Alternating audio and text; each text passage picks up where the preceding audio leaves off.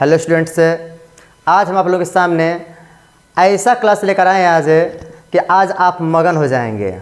मगन इस बात से होंगे कि जब कभी भी आप किसी से बात करते हैं तो आप कुछ ऐसी बातों का प्रयोग करते हैं जो दूसरे व्यक्ति को अच्छा लगता है, राइट। तो आज हम ऐसा ही कुछ प्रयोग करेंगे जो आपको एक हंसाएगा तो हो सकता है आपको कहीं दिक्कत में डाल दें, राइट। तो आइए बात करते हैं जिसका नाम है इडियम्स एंड फ्रेज। जिसका नाम क्या है? Idioms and phrase, right.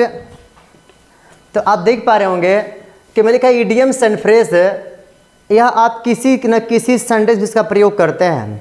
और जब प्रयोग करते हैं तो इट इम्फेसिस, यह आपके सेंटेंस को भाव को और ज़्यादा बढ़ा देता है।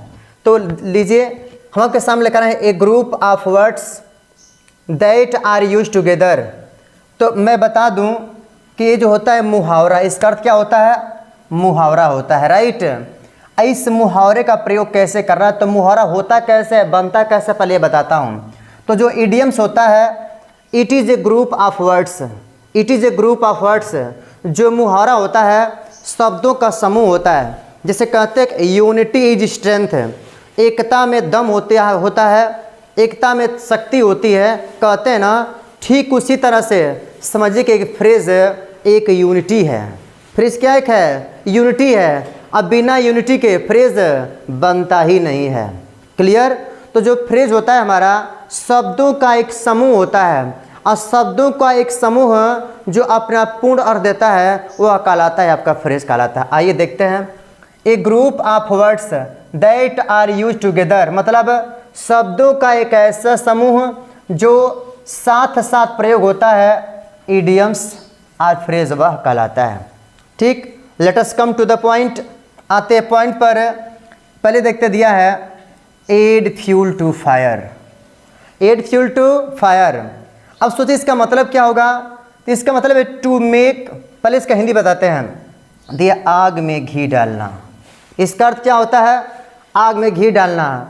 तो आप सोच रहे होंगे कि आग में घी डालने का काम या तो यज्ञ पे होता है या फिर कथा पे होता है, और पंडित जी क्या करते हैं? हवन करते हैं, तो आग में घी डालना। तो क्या हम लोग भी आग में घी डालना चालू कर दें? नहीं, वो बात और है कि आप पंडित जी आग में घी डाल रहे हैं तो उसका मतलब कुछ और है और इसका मतलब कुछ और है, राइट। वो शुद्धिकरण करते हैं और यहाँ पर विनाश हो जाएगा। वो शुद्धिकरण करते हैं पंडित जी, और जब हम लोग एड फ्यूल टू फायर करेंगे ना तो क्या हो जाएगा? अब विनाश हो जाएगा, राइट। मतलब नहीं कि हम कथा नहीं कह सकते हैं, लेकिन यहाँ पे सेंस से कुछ और है। एड फ्यूल टू फायर, इसका मतलब to make the matter worse, किसी बात को और ज़्यादा बिगाड़ के देना, किसी बात को और ज़्यादा बिगाड़ देना, जिसका अर्थ है आग में घी डालना, राइट। जैसे आग लगी हुई है, उसमें आपने कोई और उसमें आग डाल दिया, पेट्रोल डाल दिया, डीजल डाल दिया, तो आग क्या हो जाएगा? और भभक जाएगी ना। तो इससे क्या होगा? मैटर और ज़्यादा खराब होगा। किसी के मड़ई जल रही है और आप वहाँ पर बुझाने के सिवाय आप डाल देंगे घी, तब क्या होगा? आप पंडित जी से कहीं, पंडित जी का हो जाएगा बॉस, तो शुद्धिकरण तो नहीं होगा, लेकिन उसकी मड़ई जल कर क्या हो जाएगी? खाक हो जाएगी, राइट। तो एड फ्यूल टू फायर का अर्थ होता है to make the matter worse, अर्थात किसी अच्छी खासी बात को क्या करना? बिल्कुल बिगाड़ देना। तो आइए हम देखते हैं इसका यूज कैसे होता है। तो father was already very angry, father means पिताजी, फादर मीन्स पिताजी, ऑलरेडी मीन्स पहले, पिताजी पहले ही। कैसे थे? बहुत गुस्से में, कैसे थे? बहुत गुस्से में थे, राइट। बट कोई विलेन आ गया, बट माई सिस्टर, मेरी बहन ने क्या कर दी? मेरी शिकायत कर दी। आज जब की बहन शिकायत करेगी तो उल्टा पुल्टा जोड़ेगी, आज जब उल्टा पुल्टा जोड़ेगी तो पिताजी को क्या पता है क्या कर रही हुआ। And this added fuel to fire, और उसकी शिकायत ने, पिताजी पहले क्या गुस्सा में है और उनका गुस्सा क्या हो गया? जैसे उसने सुहा किया और मैटर क्या हो गया? और मैटर हो गया खराब। अतः पिताजी और क्या हो गया? मेरे ऊपर और ज़्यादा भड़क गए। इस तरह से आप याद कीजिएगा, एड फ्यूल टू फायर का मतलब होता है आग में घी डालना, राइट। अर्थात किसी बात को और ज़्यादा बिगाड़ देना।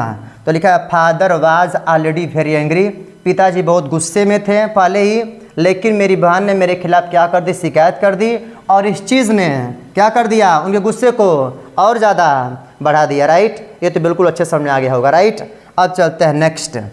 यह जो होता है वेरी वेरी इंपॉर्टेंट, ये देख रहे हो क्या, एप्पल। तो आप सोच रहे होंगे कि अब लग रहा है कि एप्पल की बारिश होने वाली है।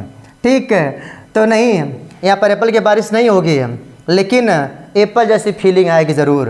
तो an apple of one's eye, मतलब देखिए ये फ्रेज है ना, तो एन मीन्स एक, एप्पल मीन्स सेब, ऑफ मीन्स काके की, वंस मीन्स किसी की, आई मीन्स एक सेब, किसी की आँख का एक सेब। तो हमारे आँख में तो रेटिना है, सेब कैसे हमारी आँख में आएगा। तो an apple of one's eye, किसी की आँख का तारा होना, अर्थात मतलब क्या इसका अर्थ है, वेरी डियर। तो अगर कोई व्यक्ति आपको बहुत ज़्यादा प्रिय है तो आप कह सकते हैं कि you are an apple of my eye, अर्थात you are very dear, you are most dear to me, आप मेरे बहुत ज़्यादा क्या है, प्रिय है। तो इस सेंटेंस में लिखते हैं Shaurya. Shaurya the only son of his parents, Shaurya जो अपने माता पिता का इकलौता लड़का है, is an apple of his parents, वो अपने माता पिता के आँख का क्या एक है, तारा है। ठीक, तो ये रहा हमारा आज का क्लास है जो आधारित है इडियम्स एंड फ्रेज पर। मिलते हैं नेक्स्ट क्लास में नेक्स्ट टॉपिक के साथ। धन्यवाद।